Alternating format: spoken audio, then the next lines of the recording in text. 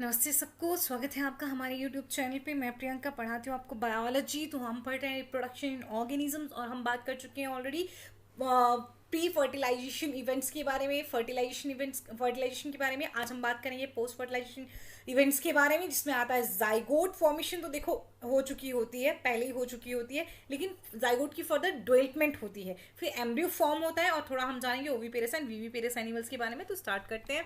तो देखिए, post fertilisation events, जैसा कि मैंने आपको बताया कि आफ्टर जाइगोट फॉर्मेशन, ठीक, जो भी इवेंट्स होंगे वो क्या होंगे? Post fertilisation events. Events in sexual reproduction after the formation of zygote are called post-fertilization events.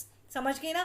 जैसे ही जाइगोट बना, जाइगोट के बाद जो भी इवेंट्स होंगे उनको बोलेंगे हम पोस्ट फर्टिलाइजेशन इवेंट्स। देखिए, जाइगोट फॉर्मेशन के बाद ऐसा नहीं होता है कि वो एकदम से क्या करता है, एम्ब्रियो में कन्वर्ट हो गया, नहीं ना, थोड़ा चेंजेस आते हैं उसमें। तो वो सारे चेंजेस भी किस में आएंगे, फिर किसके अंडर आएंगे? पोस्ट फर्टिलाइजेशन इवेंट्स के अंडर। देखिए, the zygote formation of diploid zygote is universal in all sexually reproducing organisms. बात सुनिएगा ढंग से, ठीक।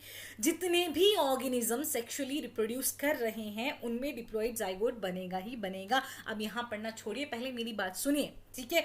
जितने भी सेक्सुअली रिप्रोड्यूसिंग ऑर्गेनिजम्स हैं उनमें जाइगोट बनेगा ही बनेगा, क्योंकि गैमीट्स कैसे होते हैं और जाइगोट कैसा बनेगा? डिप्लॉइड। क्यों? क्योंकि गैमीट्स कैसे होते हैं? हेप्लॉइड। जब दो हेप्लॉइड गैमीट फ्यूज करेंगे तो क्या बनेगा? एक डिप्लॉइड जाइगोट बनेगा। हमने एक्सटर्नल फर्टिलाइजेशन के बारे में पढ़ा था, हमने इंटरनल फर्टिलाइजेशन के बारे में पढ़ा था। हमने पढ़ा था कि एक्सटर्नल फर्टिलाइजेशन में जो गैमीट्स हैं उनको बॉडी से बाहर रिलीज कर दिया जाता है और वहीं पे वो फ्यूज होते हैं, और इंटरनल में बॉडी के अंदर रिलीज होते हैं और वहीं पे फ्यूज होते हैं। तो क्या होगा? अब जब फ्यूजन ही बॉडी के बाहर हुआ तो जाइगोट बाहर बना, फ्यूजन बॉडी के अंदर हुआ तो जाइगोट अंदर बना। तो देखिए, in organism with external fertilisation zygote is formed in the external medium, जो कि यूजुअली वाटर होता है, whereas in those exhibiting internal fertilisation zygote is formed inside the body of the organism. जो भी पिछला लेक्चर देख के नहीं आया है उसको थोड़ी प्रॉब्लम हो सकती है, इसलिए पिछला लेक्चर देख के आए, ठीक है।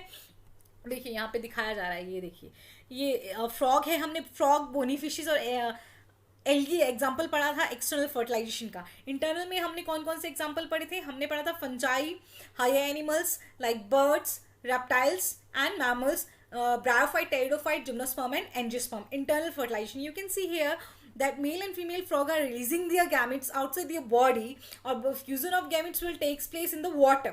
ठीक है, पानी में जो है वो फ्यूजन ऑफ गैमीट होगा और यहीं पे जाइगोट बनेगा। बी में आप देख सकते हैं बर्ड्स का दिखाया गया है, कॉक एंड हेन, जिसमें कि वो बॉडी के अंदर रिलीज करेगा, हेन के बॉडी के अंदर कॉक रिलीज करेगा अपने स्पर्म को और वहीं पे फर्टिलाइजेशन होगा और जाइगोट बनेगा। तो समझ आ गया external fertilisation and internal fertilisation. तो फर्दर जो डेवलपमेंट होता है जाइगोट का वो डिपेंड करता है बेटा कि किस तरह की लाइफ साइकिल है ऑर्गेनिज्म की और किस तरह के एनवायरनमेंट में वो है। अब हम बात करते हैं, देखो, अब लाइफ साइकिल है, किसी की हेप्लॉन्टिक लाइफ साइकिल है, किसी की डिप्लॉन्टिक लाइफ साइकिल है। अगर हेप्लॉइड ऑर्गेनिज्म बनना है, हेप्लॉइड गैमेटोफाइट बनना है, तो जाइगोट में मियोसिस होगी। अगर डिप्लॉइड ही ऑर्गेनिज्म बनना है, डिप्लॉइड गैमेटोफाइट बनना है, तो क्या होगा? माइटोसिस होगी। दूसरा यहाँ पे बात करें कि एनवायरमेंटल फैक्टर का भी अफेक्ट होता है कि कौन से एनवायरमेंट में, कैसे एनवायरमेंट में जाइगोट जो है वो डेवलप कर रहा है, उसके हिसाब से भी रहेगा कि वो किस तरह से डेवलप करेगा, ठीक। तो देखिए, in organism belonging to fungi and algae, zygote develops a thick wall that is resistant to desiccation and damage. It undergoes a period of rest before germination. तो देखिए, इंपॉर्टेंट लाइन है बेटा, ध्यान से सुनिएगा। फंजाई और एल्गी में क्या होता है? एकदम से नहीं होगा कि जाइगोट बना और फटाफट से वो जर्मिनेट कर जाएगा, फटाफट से वो क्या बना देगा? स्पोर बना देगा और स्पोर जो है वो जर्मिनेट कर जाएंगे। तो ऐसा नहीं होगा। तो होगा क्या? जाइगोस्पोर भी बनता है बेटा, ठीक। जाइगोस्पोर सुना होगा आपने फंजाई में, वो इसी तरह का एक स्पोर है। जाइगोस्पोर एक इसी तरह का स्पोर है जो कि क्या मतलब, जाइगोट उसमें रेस्टिंग पीरियड में होता है, अपने आसपास एक थिक बॉल बना देता है, वो जाइगोस्पोर हम बोलते हैं। और जाइगोस्पोर सेक्सुअली रिप्रोड्यूसिंग फंजाई में ही पाया जाता है, वो भी जाइगोमाइसिटिस में मेनली, ठीक है। याद रखिएगा, फंजाई और एल्गी में एक पीरियड ऑफ रेस्ट होता है जिसमें जाइगोट अपने आसपास एक थिक वॉल बना लेता है ताकि वो कैपेबल हो अनफेवरेबल कंडीशन में सरवाइव करने के, ठीक है। In organism with haplontic life cycles zygote divides by meiosis to form haploid spores. देखो पिछले लेक्चर्स में भी पढ़ा है बेटा कि हैप्लॉन्टिक लाइफ साइकिल है तो मियोसिस होनी है। मियोसिस क्यों होनी है? क्योंकि जाइगोट डिप्लॉइड है। जाइगोट कैसा बना है? डिप्लॉइड बना है। अगर वो माइटोसिस करेगा वो आगे डिप्लॉइड ऑर्गेनिज्म बनाएगा, लेकिन लाइफ साइकिल कैसी है? हैप्लॉन्टिक। मेन बॉडी जो है वो कैसी है? हैप्लॉइड है। तो हैप्लॉइड बॉडी बनाने के लिए क्या होगा? रिडक्शनल डिवीजन, जिसमें डिप्लॉइड सेट ऑफ क्रोमोसोम को क्या कर दिया जाएगा? हैप्लॉइड में कन्वर्ट कर दिया जाएगा। डिप्लॉइड जाइगोट से क्या बनेंगे? हैप्लॉइड इंडिविजुअल बनेंगे। समझ आया? देखिए, zygote is the vital link that ensures continuity of species between organism of one generation and the next generation, ठीक। तो vital link क्या आ गया? एक जनरेशन और मतलब जो दो जनरेशन्स हैं उनके बीच में वाइटल लिंक क्या आता है? जाइगोट आता है। Zygote is the vital link between two generations. जो पिछली वाली जनरेशन है और जो नेक्स्ट जनरेशन है, वाइटल लिंक क्या आ गया उसमें? Zygote. Very good. Every sexually reproducing organism including human being begin life as a single cell, the zygote. What is the first cell of life? Zygote is the first cell of life. Diploid होता है zygote, ठीक है। देखिए यहाँ पे जो मैं आपको एल्गी का बता रही थी कि हैप्लॉन्टिक किस तरह से होगा, देखिए आप देख सकते हैं यहाँ पे ये हैप्लॉइड अडल्ट वेजिटेटिव क्लेमाइडोमोनास, ठीक। हैप्लॉइड, जबकि यहाँ 2n ये गलत दिया गया है, यहाँ पे n होगा, ठीक है, ये गलत दिया गया है यहाँ पे। हैप्लॉइड दिखाई देना आपको, हैप्लॉइड है ये, ठीक। तो हैप्लॉइड ये 2n जो है वो आगे ये बार बार गलत दिया गया है, यहाँ पे n होगा। हैप्लॉइड का मतलब होता है बेटा n, ठीक है। ये 2n यहाँ गलत है, यहाँ गलत है। गैमेट्स का 2n ये अगेन यहाँ पे गलत है क्योंकि गैमेट्स हमेशा जो है वो हैप्लॉइड होते हैं। यहाँ पे जाइगोट के लिए जो 2n है वो सही है, ये जो है वो गलत दिया गया है, n होगा यहाँ पे, 2n नहीं होगा, ठीक है। सिर्फ जाइगोट के लिए 2n होगा, बाकी सब जगह n होगा। चलिए देखिए हैप्लॉइड, ये देखिए यहाँ से एक गैमीट है ये, ठीक है। देखिए इसमें क्या हुआ? इसमें गैमीट में माइटोसिस हुई। देखिए repeated mitosis to produce gametes. Gametes मैंने कहा था जो हैप्लॉइड गैमीट्स हैं वो कैसे बनते हैं? माइटोसिस से बनते हैं। तो हमने क्वेश्चन भी आया था कि तो क्या ऐसे इंडिविजुअल्स में कभी मियोसिस होगी? नहीं, हमने आंसर किया था जाइगोटिक मियोसिस होगी। तो ध्यान दीजिए, देखिए गैमीट क्या हुआ? माइटोसिस हुई, गैमीट बने, सॉरी इंडिविजुअल में माइटोसिस हुई, गैमीट्स बने, दिख रहा है आपको। अब ये पॉजिटिव मतलब हो सकता है मेल हो और ये नेगेटिव मतलब फीमेल। अब ये n ही होगा यहाँ पे, ध्यान दीजिए। फिर फ्यूजन हुआ, फ्यूजन के बाद क्या बना?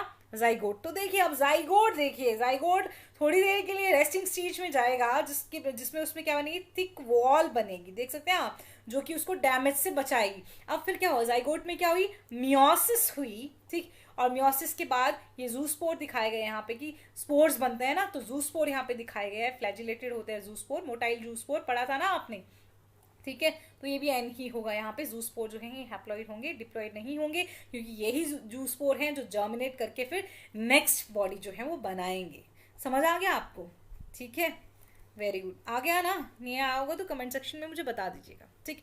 अब जाइगोट का तो हो गया जितना भी डेवलपमेंट होना था, ठीक है। अब जाइगोट की डेवलपमेंट के बाद क्या होगी? एम्ब्रियोजेनेसिस। क्या होगा? एम्ब्रियोजेनेसिस। तो embryogenesis refers to the process of development of embryo from the zygote. zygote से embryo बनने के प्रोसेस को ही क्या कहते हैं? एम्ब्रियोजेनेसिस कहते हैं। और एम्ब्रियोजेनेसिस के टाइम पे या तो जाइगोट में माइटोसिस होता है और माइटोसिस ही होता है, या नहीं, जाइगोट में क्या होता है? माइटोसिस होता है। एम्ब्रियो फॉर्मेशन के टाइम पे जाइगोट में क्या होता है? माइटोसिस होता है। बेटा देखो, जब स्पोर्स नहीं बनाने हैं, यहाँ स्पोर बनने की बात नहीं आ रही है, स्पोर बनना इज अ डिफरेंट थिंग, ठीक।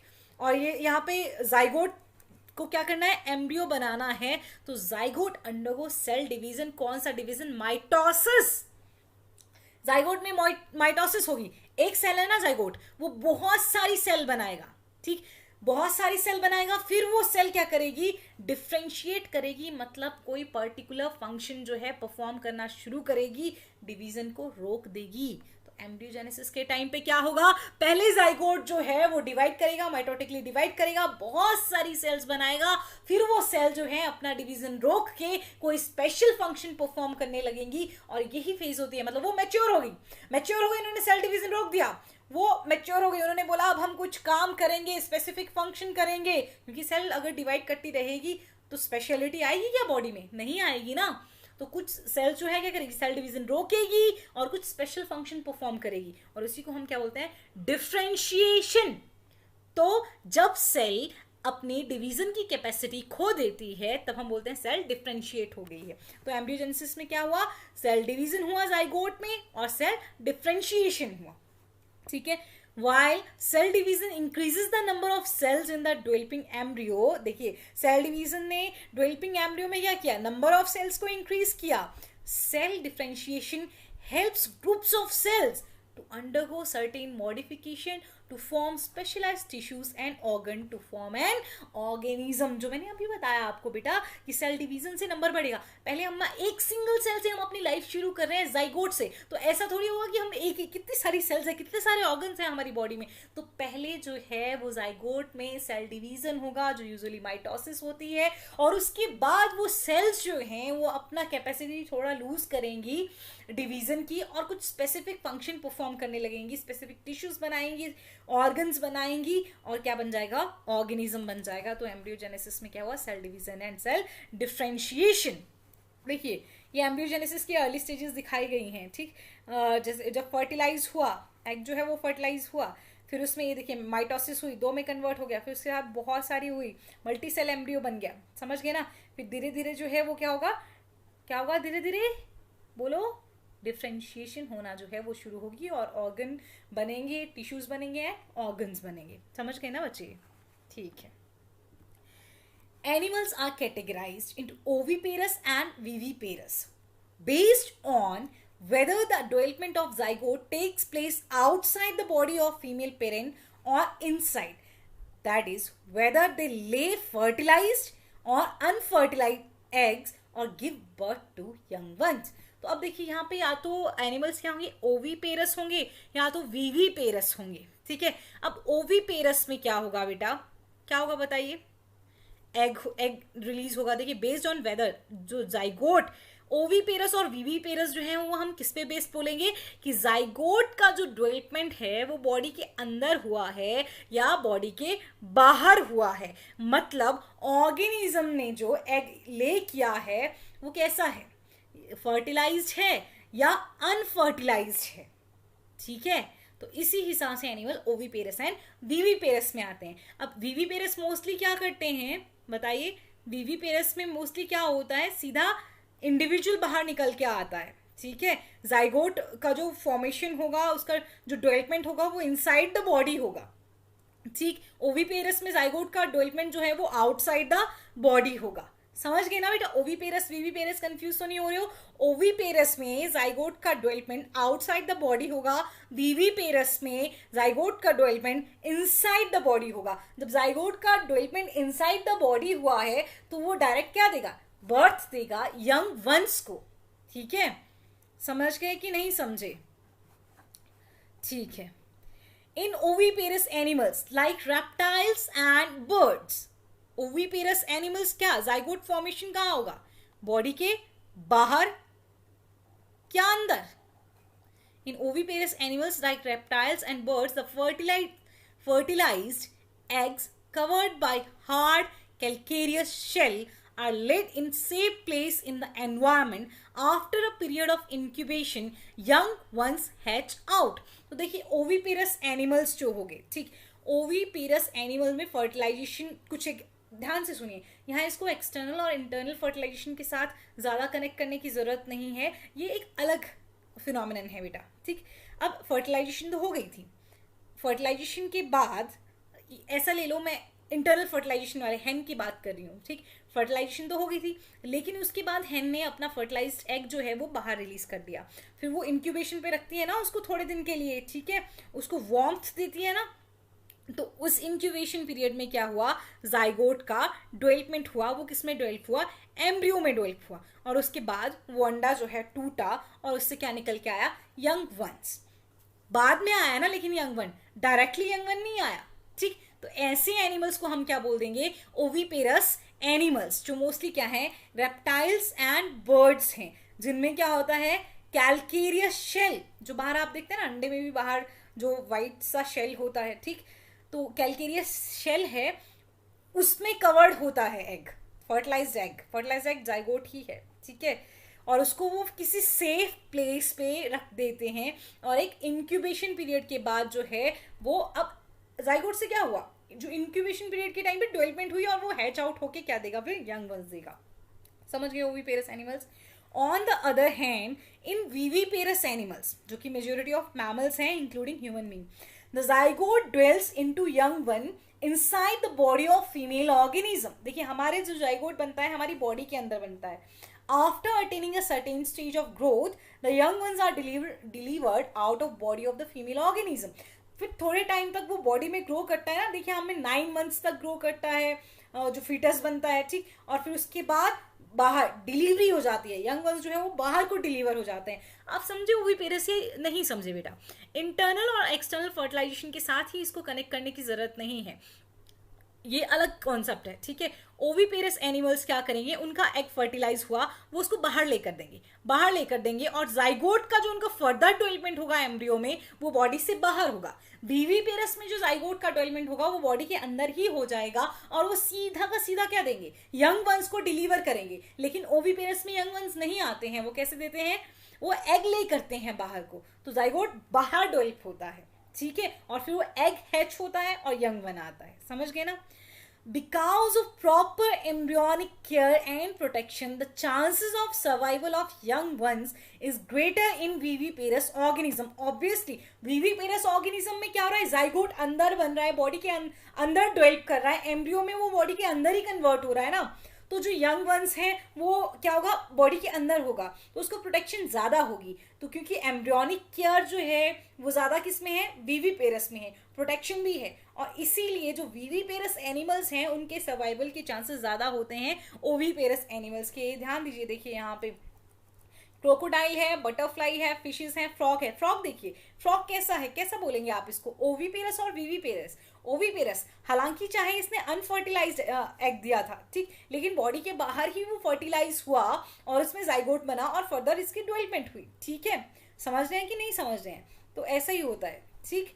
अब यहाँ पे देखिए ये सारे क्या है, ये ओविपेरस नहीं है, ये मोस्टली क्या है, सारे विविपेरस हैं। समझ गए ना बेटा। इन फ्लावरिंग प्लांट्स जाइगोट कहाँ बनता है, इनसाइड द ओव्यूल, क्योंकि ओव्यूल के पास मेल गैमीट गए थे और वहीं पे क्या होगा, फर्टिलाइजेशन होगी। देखिए आफ्टर फर्टिलाइजेशन के बाद क्या होता है, सारे के सारे जो सेपल पेटल, आपने देखा है बेटा, जो फ्रूट बनता है ना, फ्रूट उसी जगह पे बनता है जहाँ पे फ्लावर होता है। ध्यान रखना इस बात को, फ्रूट कहाँ बनता है, जहाँ पे फ्लावर होता है। तो फर्टिलाइजेशन के बाद सेपल पेटल स्टेमन सब कुछ फॉल ऑफ हो जाता है, बचता क्या है, पिस्टिल, कार्पिल, क्योंकि कार्पिल पिस्टिल जो है वही फीमेल रिप्रोडक्टिव ऑर्गन है, उसी की ओवरी में जो है वो एग था, उसी पे जाके जो है मेल गैमीट ने फ्यूजन किया है और जाइगोट बना है। तो जाइगोट अगर नहीं रहेगा, ठीक, सॉरी, ओवरी नहीं रहेगी, पिस्टिल नहीं रहेगा, तो जाइगोट कैसे रहेगा। तो सारे पार्ट्स का फॉल ऑफ होने के बाद भी सब पार्ट्स गिर गए, पिस्टिल जो है वो प्लांट के साथ ही अटैच रहता है। Can you name a plant in which sepal remain attach. इन्होंने एक पूछा है, हमने 3 आंसर किए हैं। टमाटर में आप देखते हो सेपल्स जो हैं वो, उस पर छोटे छोटे पत्ते नजर आते हैं ना आपको, वो अटैच रहती हैं। फिर आप ब्रिंजल में देखते हो, ब्रिंजल में भी अटैच रहती हैं, गुआवा में कभी रहती है कभी नहीं रहती है, ठीक है। तो मेनली टोमेटो और ब्रिंजल में तो रहती ही रहती है। समझ गए ना। तो जाइगोट एम्ब्रियो बनेगा, ओव्यूल सीड बनेगा, जाइगोट एम्ब्रियो बनेगा, ये भी मुझे हाईलाइट करना था। ओव्यूल किस में डेवलप होगा, सीड में। ओव्यूल पूरा का पूरा किस में डेवलप होगा बेटा, सीड में। सीड के अंदर ही एम्ब्रियो होगा, क्योंकि ओव्यूल के अंदर है जाइगोट। ध्यान देना, ओव्यूल के अंदर है जाइगोट। ओव्यूल क्या बन गया, सीड। ओव्यूल क्या बना, सीड। तो एम्ब्रियो किसके अंदर है, सीड के अंदर। इसीलिए हम सीड बोते हैं और उससे प्लांट बनता है, क्योंकि सीड में क्या है, एम्ब्रियो है। समझ गए आपकी, नहीं समझे? ठीक है। ओवरी, सीड के बाहर जो ओवरी है वो डेवलप करती है फ्रूट में। अच्छा, ऐसे सोचिए, जो अमरूद आप खा रहे हैं उसमें छोटे छोटे सीड हैं, छोटे छोटे सीड है ना, लेकिन बाहर जो पार्ट आप खा रहे हैं ना, मेनली फ्लैशी सा पार्ट, वो क्या हो जाता है, ovary, which develops a thick wall called pericarp that is protective in function। और यूजुअली जो बाहर छिलका छिलका जैसा होता है वो क्या होता है, पेरिकार्प। थिक वॉल डेवलप कर लेती है वो अपने बाहर, उसको क्या बोलते हैं हम, पेरिकार्प। समझे कि नहीं? Zygote develops into embryo, ovules develops into seed, ovary develops into fruit. जब ओवरी फ्रूट बनती है अपने बाहर वो एक थिक प्रोटेक्टिव लेयर बना लेती है जिसको बोलते हैं हम पेरिकार्प। आफ्टर डिस्पर्सल सीड, फिर डिस्पर्स हो गया, कहीं खाया आपने, जैसे खाया अमरूद को आधा फेंक दिया, ठीक, तो सीड जो है वो डिस्पर्स हो गया। फिर जब भी उसको फेवरेबल कंडीशन मिलेगी वो क्या बना देगा, नया प्लांट बना देगा, क्योंकि सीड के अंदर एम्ब्रियो है।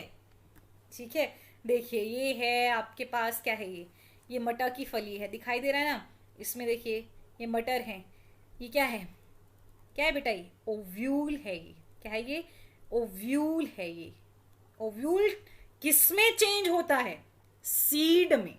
ओव्यूल किसमें चेंज होता है, सीड में। समझे ना बेटा? और फिर जो ओवरी है वो किसमें चेंज होती है, फ्रूट में, और अपने बाहर वो क्या बना लेती है, पेरिकार्प। Very good. तो देखिए seed pericarp, seed pericarp, seed pericarp, दिखाई दे रहा है, सीड पेरिकार्प। समझ रहे हैं आप? पेरिकार्प मतलब बाहर का लेयर होता है, पेरिकार्प प्रोटेक्टिव होता है फंक्शन में। अगर मैं प्लेसेंटेशन पूछूं आपसे कि ये कौन सी प्लेसेंटेशन है, बता पाएंगे आप? ये है मार्जिनल प्लेसेंटेशन। ये दूसरा जो है ये है फ्री सेंट्रल प्लेसेंटेशन। ये यहाँ पे आपके पास आ गई पेराइटल प्लेसेंटेशन। ठीक है, पढ़ाऊंगी मैं आपको मॉर्फोलॉजी में। ठीक, ये क्या आ गई, फ्री सेंट्रल प्लेसेंटेशन, और ये आ गई सुपरफिशियल प्लेसेंटेशन। सुपरफिशियल प्लेसेंटेशन में होता है कि जितने भी ये लॉक्यूल बने होते हैं ना, सभी से क्या निकल रहा होता है, क्या निकलता है, सभी से ओव्यूल बन रहे होते हैं। हालांकि ये इससे ये पेराइटल की तरह ही थोड़ा लग रहा है, क्योंकि यहाँ तो सब तरफ से निकलता है, तो एग्जैक्टली ये सुपरफिशियल भी नहीं हुआ। ठीक है, चलिए हमारा लेक्चर कंप्लीट हो गया। यहाँ पे लेक्चर कंप्लीट होने के साथ साथ हमारा चैप्टर भी कंप्लीट हो गया यहाँ पे। तो सब लोग बहुत अच्छे से पढ़ेंगे। ठीक है, पूरा का पूरा चैप्टर रिवाइज कर लीजिएगा, मैं जल्दी ही टेस्ट लेने वाली हूँ। देखिए क्वेश्चन है आपके लिए कुछ, ये क्वेश्चन आप कर लेंगे सारे के सारे जितने भी दिए हैं। Formation of blank is universal in sexually reproducing organism. Post fertilisation events क्या है, एक्सटर्नल और इंटरनल फर्टिलाइजेशन मैंने पहले भी पूछा है, फिर से पूछा है। ओवीपेरस विविपेरस एनिमल्स क्या है, फर्टिलाइज्ड एग को क्या कहते हैं, ओवरी किसमें डेवलप करती है, ओव्यूल किसमें डेवलप करता है, पेरिकार्प क्या होता है, जाइगोट किसमें डेवलप करता है। तो ये सारे क्वेश्चंस के आंसर आप करेंगे। Thank you. पूरा का पूरा चैप्टर अच्छे से देखें, समझें